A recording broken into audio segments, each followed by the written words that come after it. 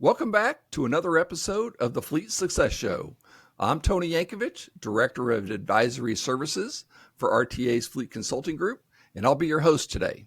I'm joined by my colleague here at RTA, who's a frequent podcast host and contributor and longtime fleet professional, Steve Saltzgiver. Welcome to the show, Steve. Hey, good to be with you, Tony. I know you're getting ready to hit the road, be on the speaking circuit, hitting a number of fleet conferences over the next several months. So I appreciate you taking the time to be with us here today. Today, we wanted to talk about what fleet managers and other fleet professionals can do to manage costs in their fleet operations. And I thought that Steve would be the perfect guest today since he's managed large corporate fleets, he's managed government fleets at all levels, and has been an advisor to hundreds of fleets over the past couple of decades. So he comes to us with a wealth of real-world fleet experience. So Steve, as organizations continue to struggle managing costs, I thought we could talk about some of the strategies and some of the things that you have actually implemented in the fleets that you've operated and in those fleets that you've helped over the last few years to actually lower or at least contain costs, if that sounds all right to you. Sounds great. And as Great. So as fleet managers, when the CEO, CFO, or city manager or other decision makers come to us with a directive to lower costs, it's always with a what can you do for me today? What can you do for me right now? So what are some of the tactics or near-term strategies, Steve, that a fleet manager can use to reduce costs quickly? I always go back to there's really two things to reduce costs quickly. And unfortunately, it's people and it's assets. So those are really the two big cost buckets. So if you're looking for immediate opportunities to reduce costs, you have to start looking at probably the assets. Do you have too many assets? Are you utilizing the assets appropriately? Have you done cost benefit analyses on those assets to see if you really need them internally, or you can, use alternative transportation strategies, things like that. And then the second thing, obviously, is people. That's the second biggest bucket. And what that means is, are your people productive? Either you have enough or you don't, or you have too many. One way or the other, you need to be able to be balanced and have the appropriate number of staff people. So to me, those are really the two big ones. I remember years ago, I was working on a consulting project with one of my colleagues that you're familiar with, and we got through an entire 2 weeks of analyses and everything else. And then the CEO popped into our meeting and says, "Hey, I need to reduce 500,000 by next week." And we're going, "Whoa, that would have been a nice upfront thing to have happen, because we're nowhere close to that, right?" And so that completely turned the entire consulting project on its head. And so we had to start looking at the bigger, rocks to move in that organization, and which actually ended up being assets. So those are the kind of things that you really want to look at. Other fleet strategies, obviously you want to look at fuel. That's usually in your top three. Fuel costs, Well, especially Steve, when let's fuel let's is stick on climbing. asset. Yep, go ahead. Let's stick on fleet assets for a second, Steve. You mentioned that one of the first things to look at are the assets. So how would a fleet manager or an organization go about that? Are you talking about like conducting a fleet optimization or fleet right sizing study to make sure that they don't have too many assets sitting around that are possibly not being used appropriately? That's exactly what I'm talking about. Yeah, hopefully an organization that's cognizant of costs and wants to reduce costs is tracking utilization of those assets, making sure that they're appropriately utilized. Because that's what you really need to do, when you're conducting a right sizing analysis, is start looking at your utilization. Well, exactly. And Steve, I know that you and I have worked on a number of fleet right sizing, fleet utilization studies together. And it's been my experience that most organizations, missions change, things evolve. What they've done, what they're doing today is not necessarily match what they did 5 or 10 years ago. So there's typically an opportunity to at least right size or right type the fleet. So just off the top of your head, what kind of savings are they looking at in a fleet? Is it, somewhere between 5 and 10%, you think, by conducting a right sizing study, or is it something more than that? My real life experience has always found it's around 5 to 10%, exactly what you just said.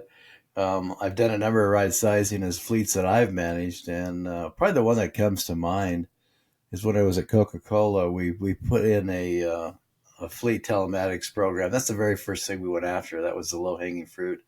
We were able to reduce our fleet by 10%. I mean, almost immediately within 6 months, because we found out which assets were not moving at all. So that's probably the first thing you want to look at. Hopefully you have some mechanism like telematics or even data in your fleet system to hone in and find those, those underperforming or low use assets somewhere. Well, great, Steve. That's a fantastic way to start, and a quick thing. That's most organizations, when we implement service level improvements and implement changes in the organization, it's going to help them eventually lower costs. But if you really want to hit that dollar figure immediately, unfortunately, like you mentioned, assets and then the people are the next thing. So, generally speaking, what does it take to do a full staffing analysis? I mean, we're not just simply looking at, are the mechanics busy in the shop? It's really a lot more in depth, a lot more comprehensive than that, isn't it? Yeah, quite a bit more comprehensive. I mean, hopefully a fleet is tracking metrics, to determine productivity of their staff. I mean, it's easy to do for technicians, for example. You can track direct labor, and you can have standard repair times implemented in your shop, so you can actually measure and monitor those tasks that are being performed. Um, but I think that's really probably a good place to start. Typically, people don't get beyond the mechanics though and track any metrics when it comes to clerical staff or fleet manager staff or anybody like that. So that's something they can really start to look at, I think, and if they're going to really start managing staff size. Absolutely. Well, Steve, I know we talk a lot in the industry, and when we do presentations and we conduct fleet consulting studies for people, we talk about the importance of a PM program or a preventive maintenance program. And have you found how important it is to have a good PM program, and how does that impact the cost down the road? That's actually the first thing I look at when I go into a fleet. As you know, I just recently got back from a client fleet of managing for about 4 months, and they had a non-existent preventive maintenance program. For all intents and purposes, they had one, but they never really focused on it. And that needs to become your number one focus. If there's a number two focus, it would probably be vehicle availability. To me, those two go hand in hand. If you don't have a preventive maintenance program, though, you're not going to have vehicles that are available to be used. So that's really what's key. During my consulting experience and practice, I've seen costs flip flopped. You should have a preventive maintenance program. Your cost should be 80% preventive and 20% reactive or breakdown.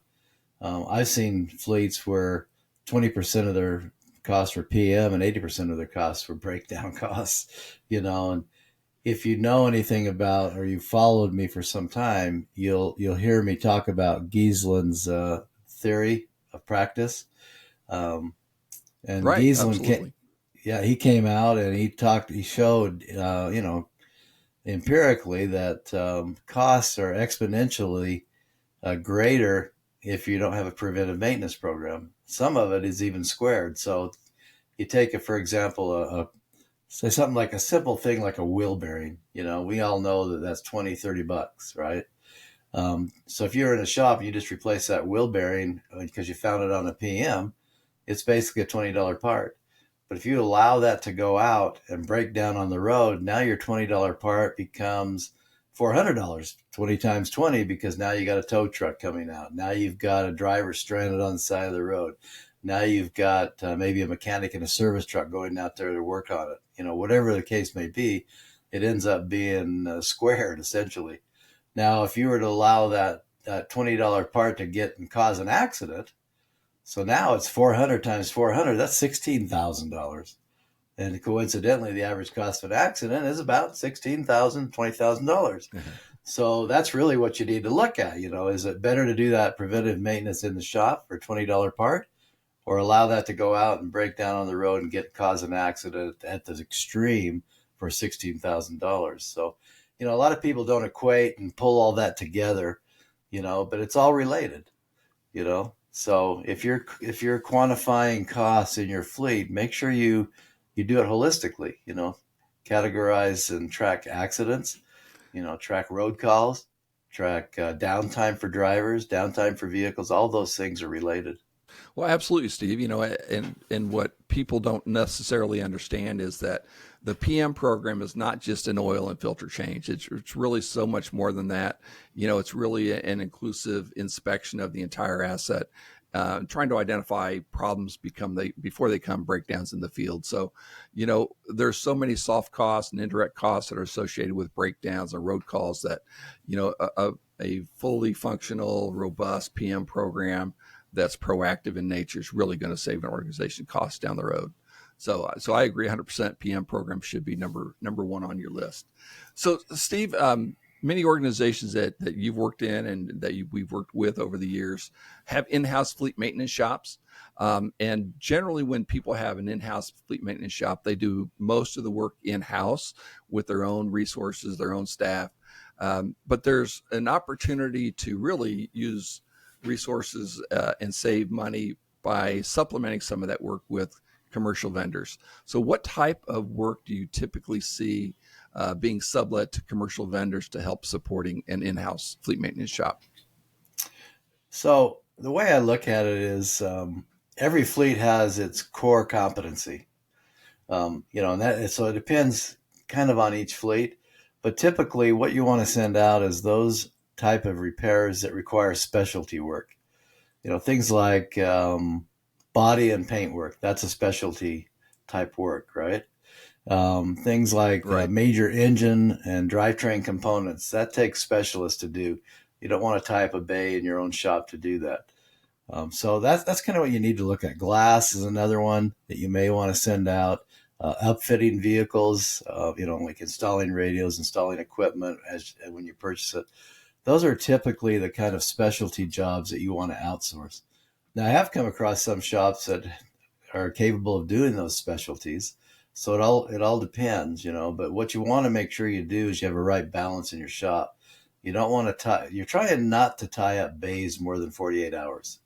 That's really what you're trying to do, and so that's what Exactly, you have to Steve. identify. And a lot of times we'll walk into a shop and we're meeting with the organization and the fleet manager, and you see an engine broke down in a bay, and you ask them about it, and it's like, well, it's been here a week. We think we're going to get it done in a couple of weeks, but we've got, this mechanic is great at rebuilding engines. He really likes doing it. So we're doing that type of work in house, and just because you have someone that's capable of doing it doesn't mean it's always the best thing to do in your shop. Yeah, just recently, after managing a fleet for that 4 months I talked about, they had a Cat 730 tied up in a bay for well over a year. How productive can that actually be? You're taking away a bay from somebody. That vehicle's been down for a year. I started asking, do you even need that vehicle anymore? In a case Hey, like good that. point. So you really need to take a look at that, and that goes back to, are you really tracking costs holistically? Do you have everything in place? If you're not looking at labor, or if you're not looking at facility space, or you're not looking at a mechanic's time or a driver, their time, then it may seem cheaper, to go ahead and just let it sit there and wait for someone to fix it. That's where you really need to have a good chargeback Absolutely. system, and you need to be able to track costs. Exactly. And Steve, you're so right. It really comes down to managing your data, tracking and reporting on your costs, your performance in the shop. So those are very important. The other thing that is a big cost in a fleet maintenance operation are parts.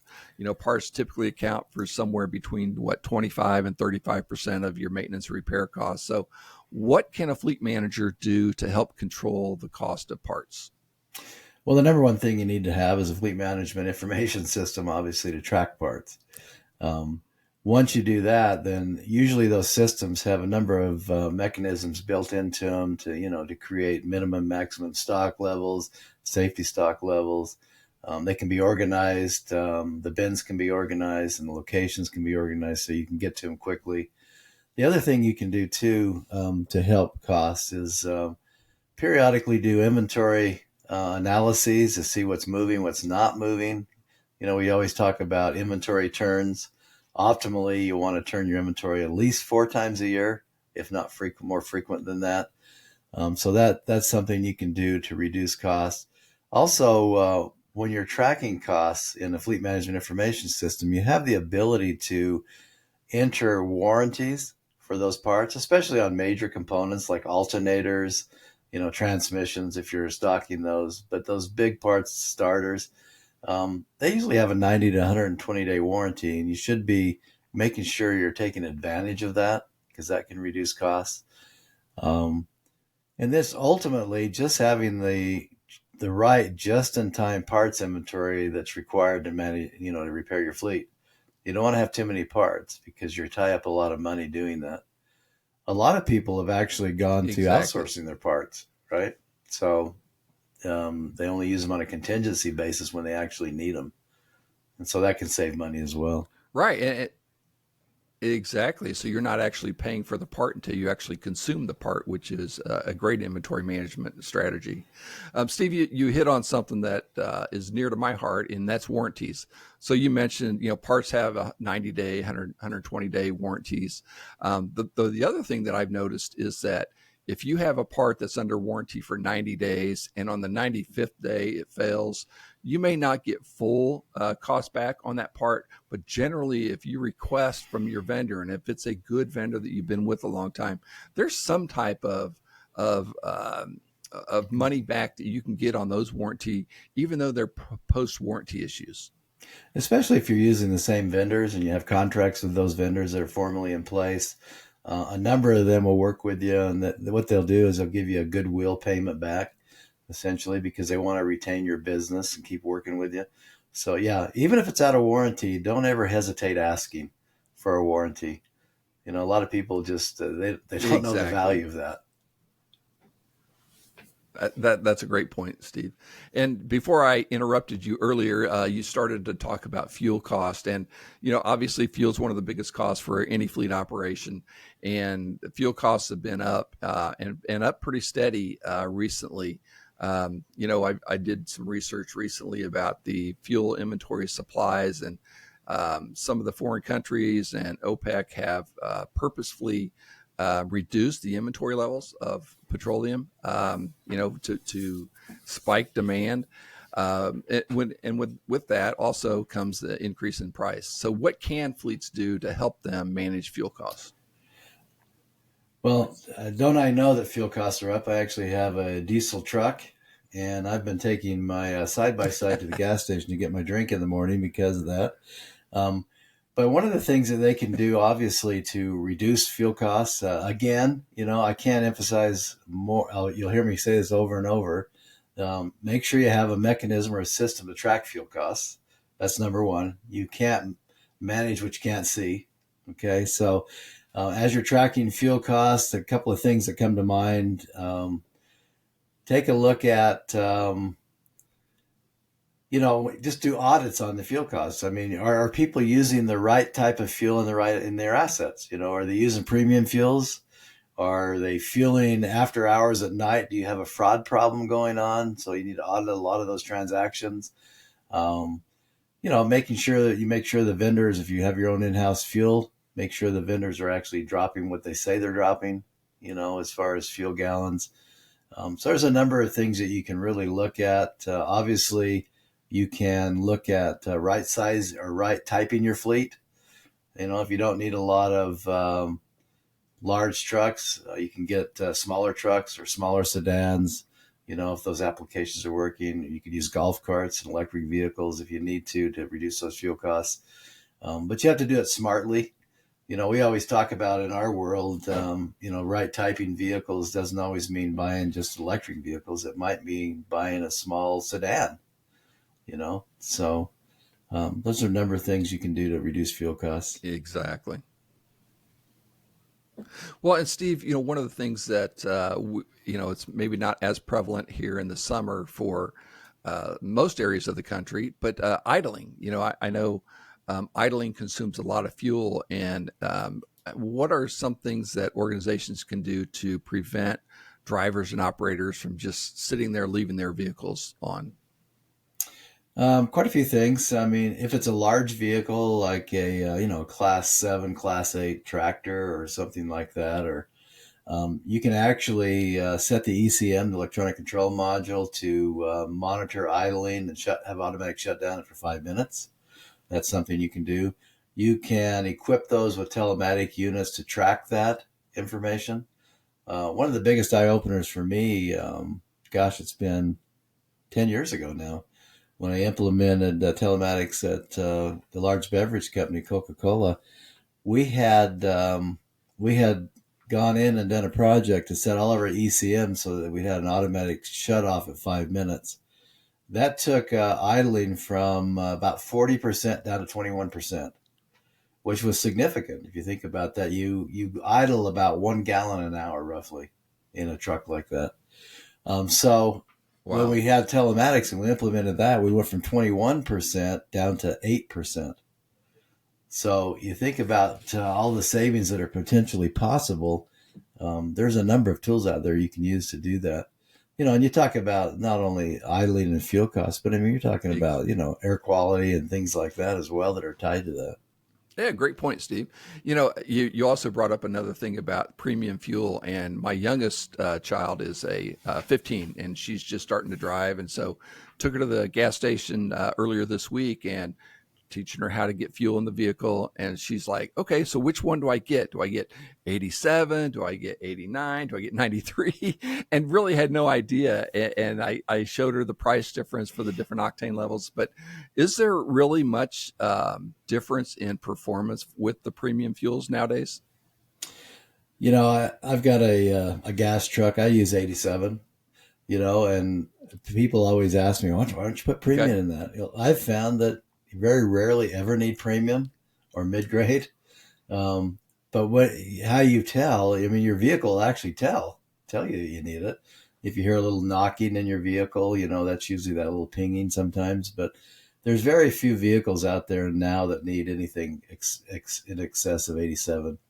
Um, the rare exception might be if you have a high performance vehicle, with an engine, like I don't know, like some of those Celicas out there that are fast, but typically you don't really need to have any fuel. I think a Harley will take a premium. A police officer's Harley motorcycle takes premium, but there's very few vehicles out there anymore that take premium. Well, good. Well, Stephen, I think we have time for one more question for you. So, a lot of organizations are acquiring new vehicles, replacing vehicles. So, what are some things that they can do as they buy new vehicles to make sure they're getting the lowest price for those vehicles when they purchase them? Well, first and foremost, you need to make sure that you do some type of bid process or piggyback onto a cooperative agreement of some sort. Like a state contract, or there's a Sourcewell out there.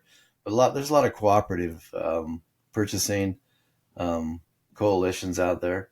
So that's the first thing you want to look at. Probably prior to that, you want to make sure you put together an accurate specification to purchase that vehicle. I remember going through specifications earlier this year. Um, if you just let someone spec it and you don't have any oversight of that, they'll spec a lot of options that may not be necessary, or a lot of technology that may not be warranted. So you want to make sure you go through that, and I'm not saying don't buy those things. I'm just saying make sure you're going to use those things and make sure there's going to be a payback or a benefit to it. So those are some possible things that you need to do as you're buying new equipment. Well, absolutely. And Steve, I think those cooperative bids and those cooperative contracts that are out there and that are available to people really should be taken advantage of. Every state that I'm aware of, they have a state contract with several types of vehicles on their state contract that any municipal subdivision can go out and piggyback on those relatively easily and relatively with not much effort at all. So it really does save a lot of time and effort on the side of the organizations that's purchasing. If you don't have to go through that formal process and put it out for bid for 30 days, then you're going to have 14 to 30, 31 days to review the bids, make an award, get a contract signed. So really, without a cooperative bid, some organizations, especially government organizations, are looking at 60 to 90 days before the contract signed. Yeah, absolutely. And especially nowadays, if you're in a government fleet, for example, you can piggyback on typically any government fleet that's gone out and purchased. All you have to do is prove that they did their due diligence, to acquire those vehicles. So there's a number of things you can do to reduce the cost of vehicles.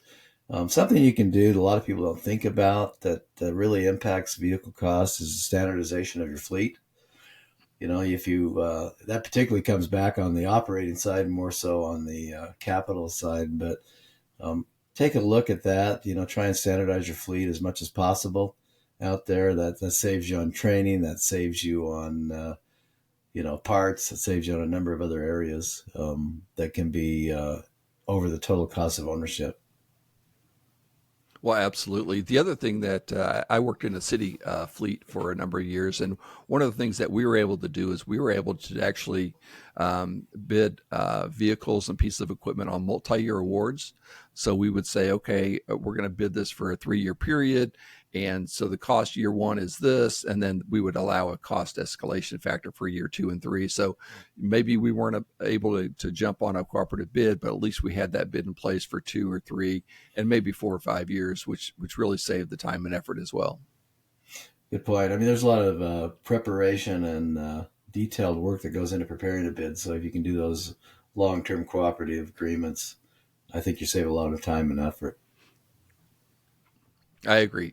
Well, Steve, I think we've come to about the end of our podcast show today. Is there any other final comments or anything that we didn't hit? I mean, there's so many different things that we could probably have talked about, but are there anything else that we should be aware of that are cost saving opportunities for fleets?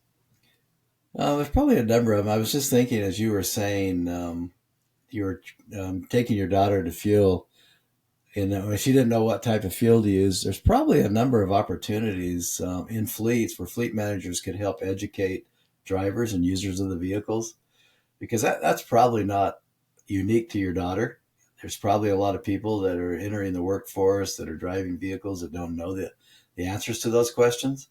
One of the things that I used to do as a fleet manager is I would do fleet management or driver orientations.